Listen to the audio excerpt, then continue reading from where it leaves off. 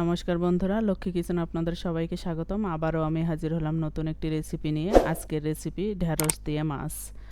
তাহলে শুরু করা যাক আজকের রেসিপি। আজকের রেসিপির জন্য আমি মাছ নিয়েছি। মাছের লবণ হলুদ ভালো করে মাখিয়ে নেব। এবার ভালো করে ভেজে নেব। ভেজে নেওয়ার জন্য কড়াইয়ে তেল দিয়েছি। তেল গরম হলে এবার মাছ বাদামি কালার করে ভেজে নেব। ভাজা হলে মাছ এবার তুলে নেব।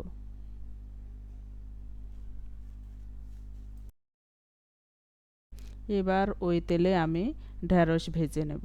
ভেজে নেওয়ার জন্য স্বাদ মতো লবণ, পরিমাণ মতো হলুদ দিব, দিয়ে ভালো করে ভেজে নেব।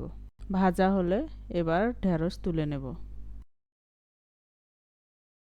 ফোড়নের জন্য জিরা দিচ্ছি। এবার পেঁয়াজ কুচি, আদা বাটা, ধনে বাটা, সরিষা বাটা, মরিচ বাটা দিয়ে ভালো করে ভেজে নেব। এ পর্যায়ে স্বাদ মতো লবণ, পরিমাণ মতো হলুদ দিব, দিয়ে জল দিয়ে কষিয়ে নেব। আমি এভাবে কষিয়ে নিয়েছি। এবার আগে থেকে ভেজে রাখা ঢেঁড়স দিব, দিয়ে আবারও ভালো করে কষিয়ে নেব। কষানো হলে এ পর্যায়ে আমি জল দিব। এভাবে আমি কিছুক্ষণ ফুটিয়ে নেব। ফোটানো হলে আগে থেকে ভেজে রাখা মাছ দিব, দিয়ে আবারও কিছুক্ষণ ফুটিয়ে নেব।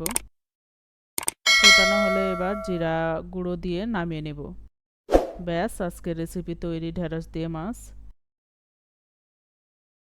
ভালো লাগলে লাইক করবেন, কেমন হয়েছে কমেন্ট করে জানাবেন। এই রেসিপি দেখার জন্য আপনাকে অসংখ্য ধন্যবাদ।